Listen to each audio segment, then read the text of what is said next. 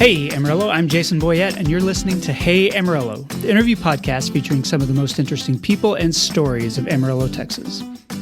As part of this podcast partnership with Brick and Elm magazine, I want to give a podcast shout out to Park Central, Oceans Behavioral Hospital, Three Feather Photo Co., and Amarillo National Bank.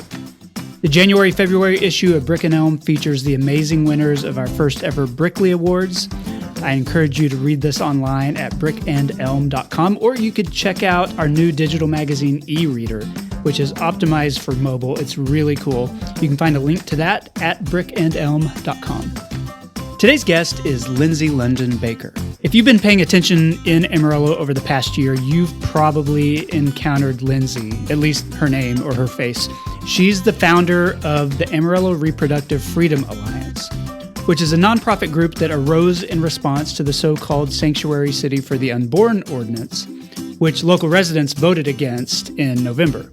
And Lindsay will be the first to say that she was only one of the women who led that grassroots effort. And she's right.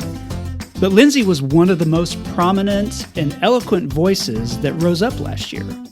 And she ended up being mentioned because of this in stories about Amarillo and that ordinance all across the country. She was in publications like The Nation, Ms. Magazine, The Guardian, Jezebel, USA Today, The New Yorker. She was everywhere. And so I wanted to hear from her about the past year and what it meant for her overall relationship with Amarillo. And I know the issue of abortion is one that probably divides my listeners, just like it divided the city. And this isn't necessarily an interview about abortion, but it's about activism and why Lindsay found herself in a position to work so hard to defend the city she loves and the people that call it home. Here's Lindsay London Baker. Lindsay London Baker, welcome to the Hey Amarillo podcast. Thanks for being here. Thank you so much for having me. I am honored to have you. I'm glad to have you. We've talked about this for a while. I should probably disclose from the beginning that you and I are friends. I officiated your wedding. So we have a connection that's not just you're a guest on the other side of the microphone. Yes.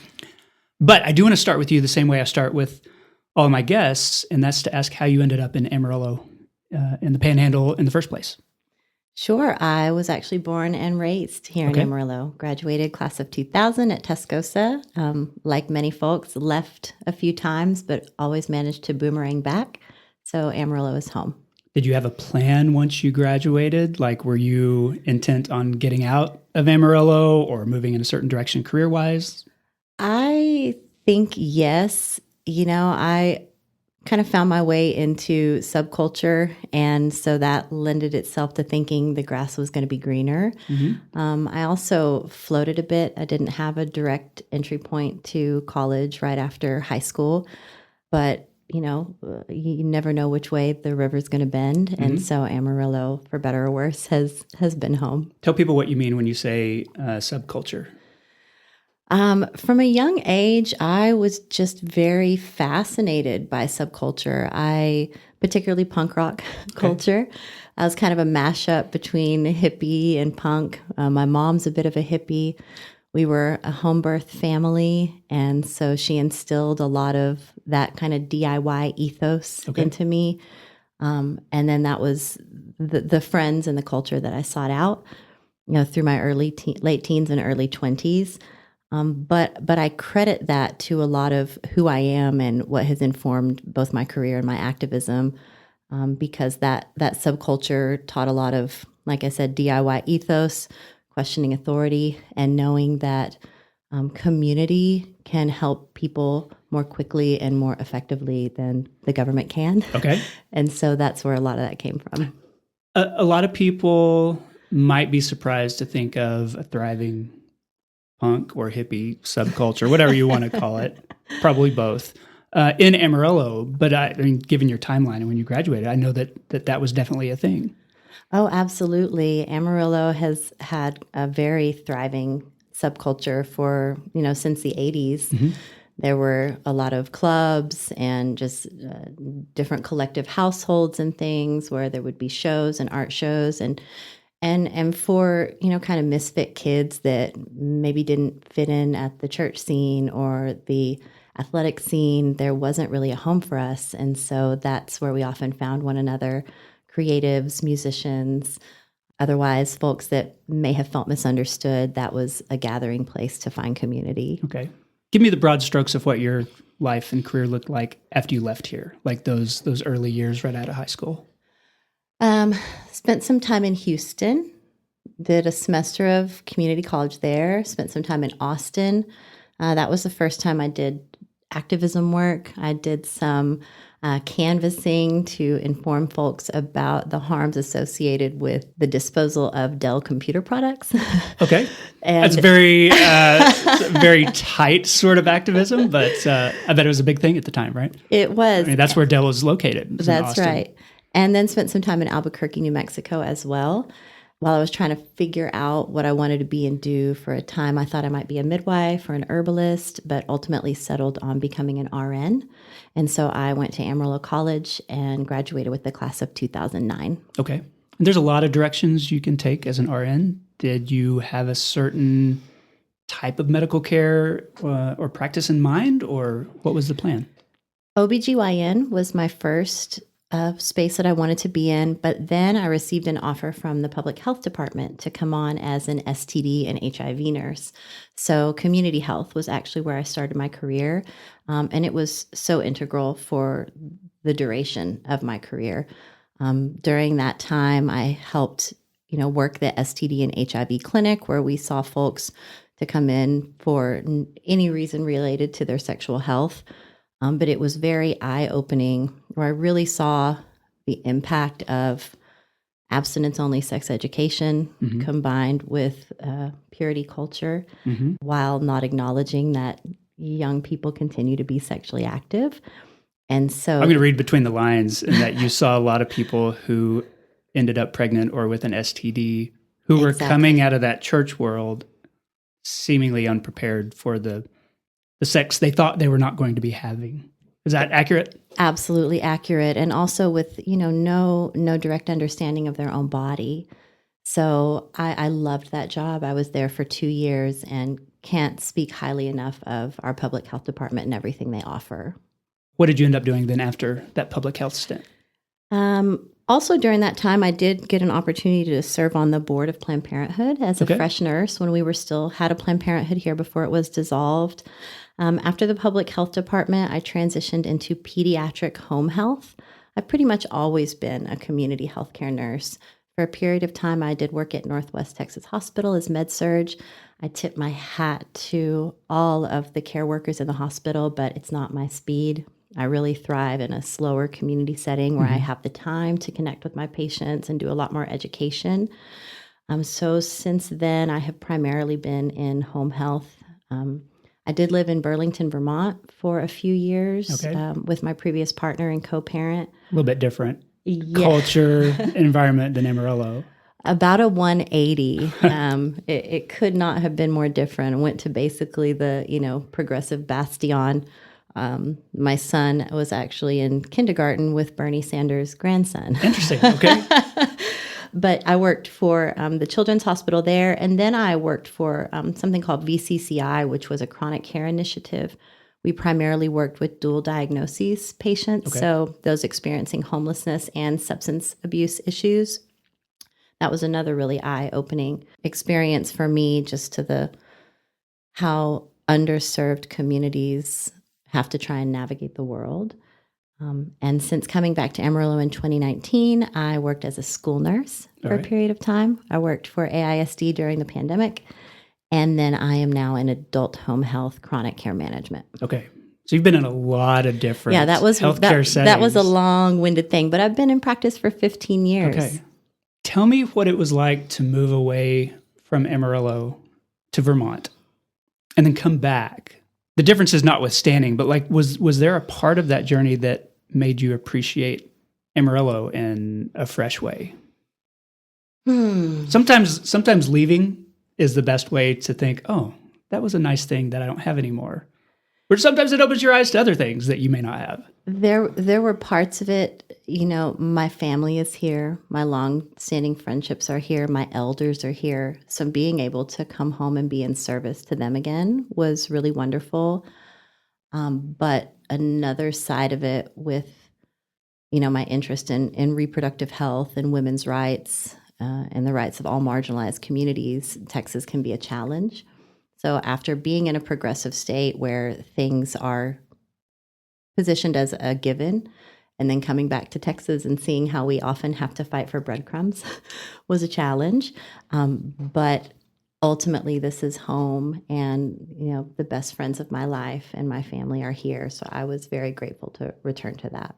Before we talk about some of your more recent activism, I mean, you talked about your career, but I also know you had a lot of different interests that weren't just nursing related. And I wonder if you can talk to me a little bit about some of the past work you did within this community.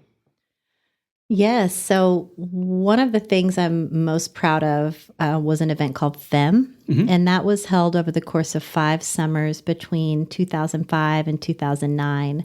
And I did that in collaboration with my friend Megan McDaniel, and it was held at the old Nat Ballroom when it was still an event space. And over the course of 5 years, we hosted over 300 female artists, ranging in ages from 3 to 85. Okay. And each year we would pick a different recipient charity that focused on women's rights or women's support. And that was really where I kind of cut my teeth of how do you coordinate over 100 people to make an effective event and outreach. And this was also before social media, so we did it via flyers and phone calls and all the things. But it was a beautiful time and something I'm very proud of. I think when people think about artists, I mean, obviously, Amarillo is a center for art.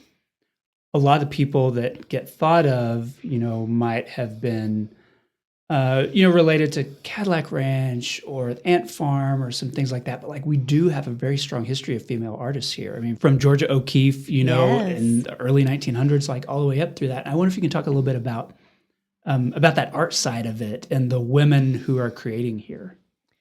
Sure. It was so incredible to see all of we had, wall art hanging on the walls, we had jewelry, we had sculpture, and then we had a full slate of performance artists.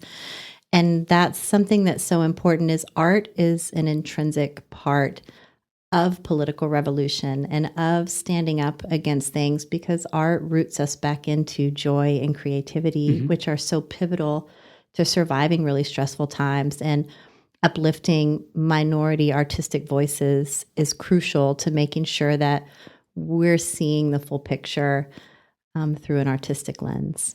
So you mentioned your interest in reproductive health and also personally, and your activism, which has been part of your life for a long time. So I think if most people know you locally or have heard your name, it's in relation to the last year with the Sanctuary Cities controversy, with a lot of decision-making, a lot of outside influence, a lot of discussion about abortion.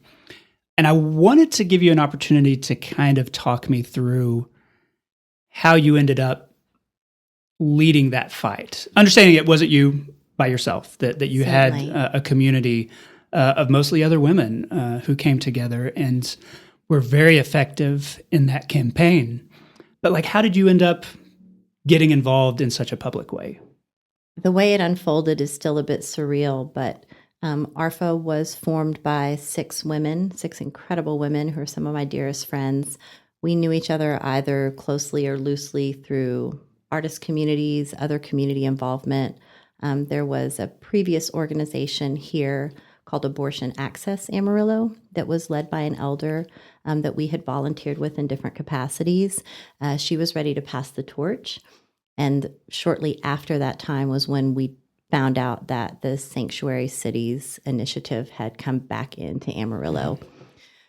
It started with attending a presentation at a local megachurch, and we kind of debriefed at a coffee house after that. Okay, so all of you went to the church for that presentation about it. Correct. A few protested outside and a couple of us went inside so we could see what the presentation was about. And what we learned really shocked us. Texas, after the fall of Roe, the trigger law went into effect, and Texas has some of the most restrictive and harshest abortion laws in the country. And so what this ordinance sought to do was penalize someone who traveled out of state for legal services. And so we decided we had to do something. And we began meeting on a regular basis and slowly began to learn each other's skill sets. Mm-hmm. And we just had a beautiful alchemy that was able to carry us not only through basic community education and advocacy, but then into a full-blown campaign, at the end of which we were successful. I want to add some context to the Sanctuary Cities Ordinance, because my understanding was that the folks behind it had tried to do it earlier. It was like there's no interest on the municipal side. There's no support for it. Other cities then ended up passing stuff like Lubbock, and so they came back to Amarillo. And I wonder if you can tell me why it came back after it had been turned down, I guess, earlier. Yes, that's correct. They originally came in 2021, but did not gain traction with leadership at that time. The person at the helm of the Sanctuaries movement stated that because we had a leadership change, he did feel that it was appropriate to try again. And so also with the fall of Roe, there I think was a lot more of a push for these types of ordinances that limit travel for people that do hold a really strong anti-abortion sentiment to try and put tighter constraints on folks being able to access abortion. Do you think the folks wanting to push this through in Amarillo thought that this would be a community that just rubber stamped it as quickly as some of the others in Texas? Do you think the pushback that emerged was surprising to them? Absolutely. Yes, I think, they saw an all-male conservative to their own testimony pro-life city council. I think that they considered that it would likely, like you said, be rubber stamped through. But because we were able to get in very early with the help of other statewide activists who had faced Mark Lee Dixon, who is the leader of Sanctuary Cities, they had faced his tactics in their own cities. They were able to give us guidance on how to get ahead of it. And I have to give recognition to our city council in that they were very willing to meet with us from the very beginning. That's a testament to Amarillo. In larger cities, there's no way you could request a meeting with mayor and city council and have it all happen in a short period of time. So we were able to come in and build a real professional decorum with them to share our concerns. And rather than push it through, they took their time, they listened to their constituents, and didn't rush to a decision.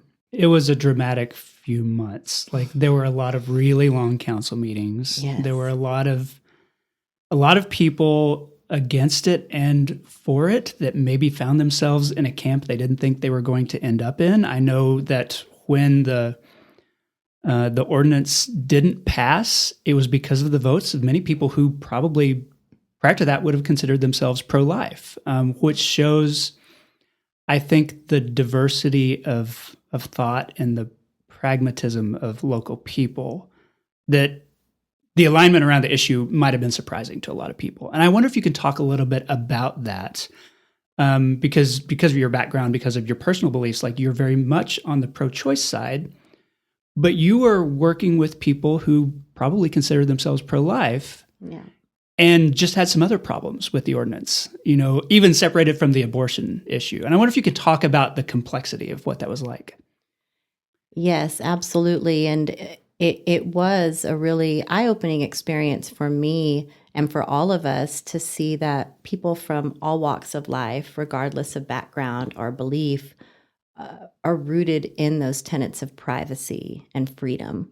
And so while a person may not choose an abortion for themselves, they did not agree with penalizing travel, which is enshrined in the Constitution, the right to interstate travel. The ordinance held a private right of action, maybe some might call a snitch law, where we're peering into our neighbors' deeply personal decisions to then try and take them to court on it. And so once we were able to get below that really inflammatory surface topic. Right, which is the abortion part of it. Exactly. To get into personal liberty, privacy, freedom, that's how we were able to build a lot of bridges and get people to see more clearly what was at stake with the ordinance.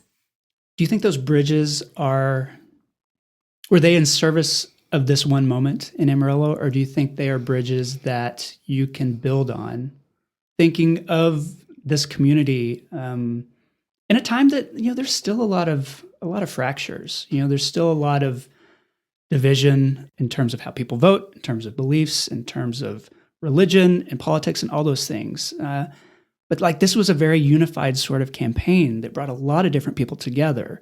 And that's part of it that felt really hopeful to me. And I wonder how you feel about that. I do feel hopeful. This is clearly a very tempestuous time in our country. But if we want to hone in on abortion specifically, it's not a Republican or a Democrat issue. It's something that can touch anyone's life. We don't have stats for the Panhandle, but within the state of Texas, 1 in 4 people who are able to become pregnant will choose an abortion in their lifetime. And over half of those are already parents. And so they know what it means to care and raise a child and still know that that's the right decision for their family. And so I think it's like many things, you have a fixed mindset about it until it comes to your door. And so I do hope that we will continue to be able to dissolve some of those preconceived notions about one another and stay rooted in community support and compassion. I appreciated that this issue exposed a lot of the complexities of abortion as an issue. A lot of people just think it's like, okay, it's pro-choice versus pro-life. Roe versus Wade has been overturned. Dobbs' decision, all right, we won. But like the reality is that people in Texas are still getting abortions. They're just getting them elsewhere. And so they may have dropped here, but they've risen in New Mexico. Right. They haven't dropped nationally. In fact, the numbers have gone up slightly. It's just occurring in different places. And so it's not a problem that has been solved.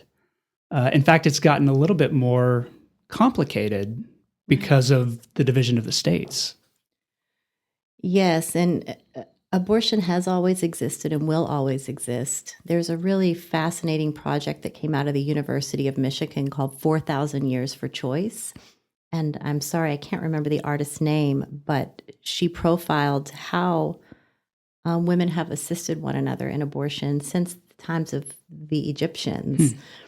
And so women and pregnant people, if they are in a position where a pregnancy is not what's best for their future, they will find the way to access that care, whether safely or unsafely.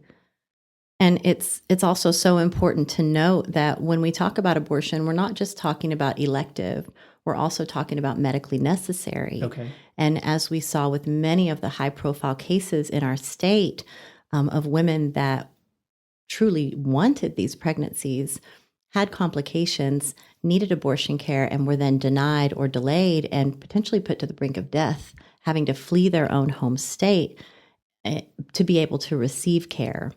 And so I think through a lot of those cases, it opened people's minds and hearts. They may have had someone a loved one that had a miscarriage in the past that needed a D&C. And if they were to arrive at a Texas hospital today, they may be turned away. Right. So that is a tremendously complex component of it that always has to be considered. Well, and that was a lot of the weight that ended up on your side in the campaign against the proposition was coming from Amarillo's medical community. Yes. Yes, we were very grateful for the support of Potter Randall County Medical Society, though that ended up having its own complex issues, which I'm not at liberty to speak on. As a care provider myself, our duty is to advocate for our patient and uphold their personal sovereignty, and that may include abortion care, and that's okay. I want to talk to you a little bit about your decision to get as involved as you got, because it wasn't just you taking a leadership role in Amarillo, but you got attention far outside Amarillo. You were doing national media. There are photos of you, showing up on newspapers all over the United States.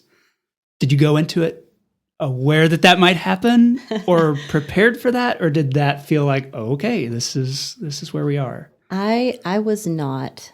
Kind of stumbled into that role. I credit being a nurse And before I was a nurse, I was a bartender. Okay. Right. So that's how I made my way through nursing school. So a lot of experience having uncomfortable conversations in just about any situation and having to fly by the seat of my pants. Okay. It wasn't something that I expected, and I was so deeply grateful to the trust of my team. And that was true at the beginning, but as time unfolded, we wanted to make sure that each member of our team took media opportunities as they felt comfortable and able, because we are a very diverse team, and we were fielding media requests not only locally, but nationally and internationally. So it was pretty wild, but I credit, I kind of go back to being a nurse and having that care-centered approach. When you were having those conversations with people in the media, was there an element where they maybe felt surprised that Amarillo had become the center of this kind of fight? Like, did you find yourself wanting to defend this area or explain it to them that we are not, it's not the monolith that maybe our perception is? Yes, and it's surprising that most people think Amarillo is a small town. And so we'd have to remind them we're almost 250,000 people. But we also are the home of Judge Matthew Kaczmarek, a federal judge that has presided over some very significant reproductive rights cases, most recently the mifepristone case. Right. And so Amarillo has become a unexpected hub for some of these critical repro fights.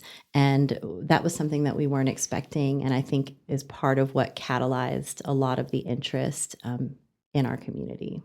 We found collaboration and solidarity from people from all walks of life, be that race, gender, economic status, political or religious background. And that's what we hope to continue to do with our work in ARFA, is be inclusive and intersectional, because at the end of the day, we are all impacted by legislation and decisions that try and, strip away what we believe to be fundamental human rights. So that's what we hope to continue to do. The campaign took over a lot of 2024 here in Amarillo, which was tumultuous locally. It was tumultuous nationally. And, 2025, we've entered into another period of a lot of uncertainty.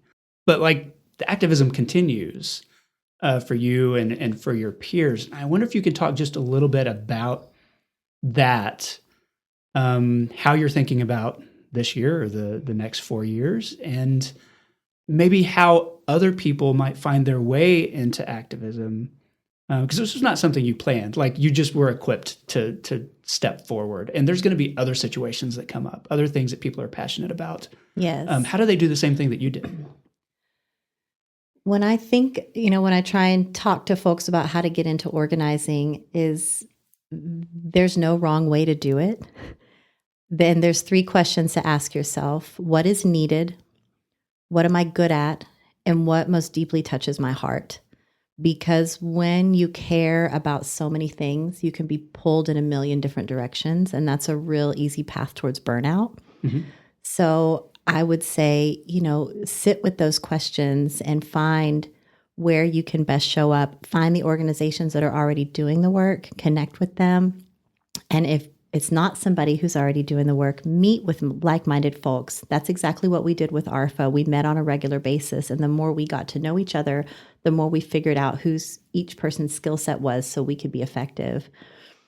I kind of like to think of it as when you see birds migrating in the sky, there's the formation, there's the bird at the lead, but when that bird gets tired, they can go to the back. Yeah. And that's how I think of organizing as well, because compassion fatigue is real and burnout is real. And when you are working with a group of people, even when you need to step away, because we all do, because rest is revolutionary as well, that there's going to be a group of folks to continue the momentum. There's so many ways to show up, and they're all important. We can write and call to our legislators. We can also get to know our neighbors, find out how they need support. We can provide childcare. It doesn't just have to be being at the front of a protest with a bullhorn. Every action matters. So I want for anyone who feels compelled, to take action on an issue, that we need you and we welcome you. You are in a position that sets you at odds with your personal beliefs, with probably the majority of people who live in Amarillo, stipulating that it's a lot more diverse than people think. But you talked about the difference between Vermont and the Texas Panhandle, just in terms of the culture. And there are a lot of people that will feel those differences, will say, I'm not like all my neighbors, and that's a reason for them to leave. There are other people who will stay and fight or try to change the culture just in the slightest bit. And I think that probably describes you. I want to know why. Why have you planted yourself here? Why have you continued to do the work when the work might be easier or more comfortable in another place? That's a great question. Amarillo is home, and we, quote unquote, have just as much of a right to be here as anyone. And like I said before, trying to strip away conservative, liberal, whatever labels we may try and use, that we want to live safe, supported lives where we can be in service to our community. And also, Amarillo is a great place to be able to make change. We're small enough and accessible enough that you want to start an organization, you want to start a business, you want to throw an event, you want to get involved in politics, the on-ramps are accessible. And that can't be said for larger cities where there's so many more people and so many more challenges. So yes, bloom where you're planted, right? And stand up for your rights, because if we don't, who will? This episode of Hey Amarillo is supported by Amarillo Habitat for Humanity, which works with families across the city to provide an alternative path to home ownership. This includes financial stability courses, volunteer construction, sweat equity from the families, reasonable down payments, and no interest loans. A Habitat house is not a free giveaway. But strong and stable homes help build strong and stable communities. And there are a lot of great nonprofits in Amarillo, but Habitat is the only one that focuses on affordable home ownership. It helps people help themselves, and that's why I love it. That's why I think this is such a great organization. So thanks to Amarillo Habitat for Humanity for sponsoring the podcast. Learn more at amarillohabitat.org. Okay, I'm back with Lindsay London Baker. Lindsay, this is part of the show I call 8 Straight. 8 Straight is sponsored every week by Panhandle Plains Historical Museum in Canyon. It's the largest history museum in Texas, and its collection includes the 2-room log cabin headquarters of the historic T Anchor Ranch, which was moved piece by piece to its location at the museum in 1975, which I was just a tiny kid at that point. I would have liked to have seen that. Like they were actually building a log cabin, a real-life Lincoln Logs sort of scenario there. So you can see that building at Panhandle Plains, and you can learn more at panhandleplains.org. Okay, when you think of Amarillo 10 years from now, what do you hope for? A more walkable and bikeable city, a fully revitalized and vibrant downtown. Mm-hmm. And my hope for Amarillo is my same hope for the rest of the country, that we can move away from the division between left, right, blue, red, and just unify, honestly, to not get too political, as the working class against those at the top with consolidated wealth who are trying to harm us. Yeah. We may be going into a period where those with the consolidated wealth have a lot of power, and it'll be interesting to see how that plays out. It will. Okay, other than wind, what does this area have too much of? Vacant commercial buildings that could be used as community support spaces or more local businesses or art spaces, any of that in the downtown area. I feel like that's a reason a lot of companies come to Amarillo, is because we have a lot of space and we have a lot of buildings that are not being used.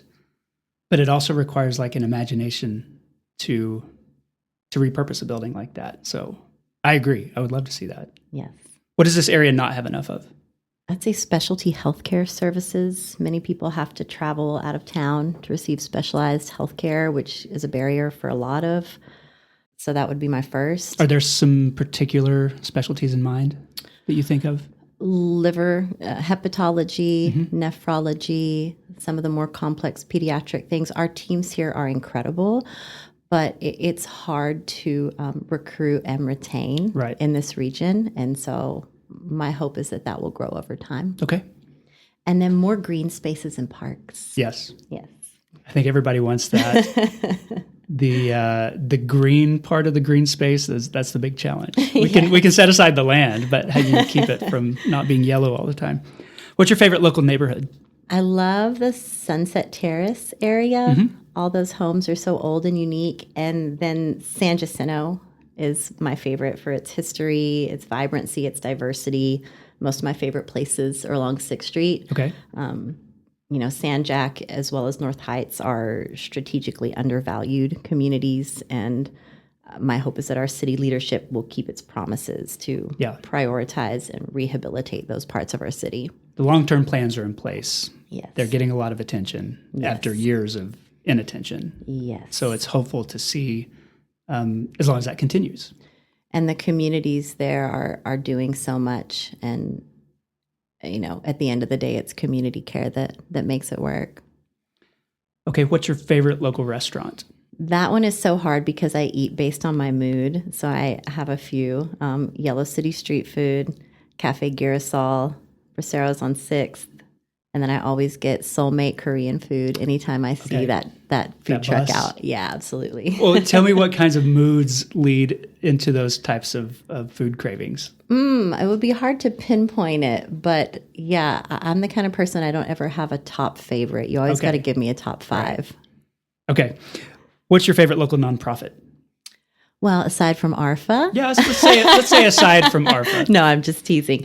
I love the Leaders Readers Network. I think they're incredible. They do such great work.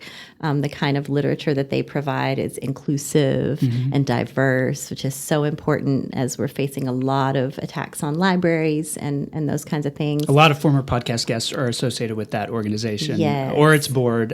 So I do have a lot of appreciation for them. And also PFLAG and ATAG, which do incredible work to support our LGBTQ plus communities. Okay.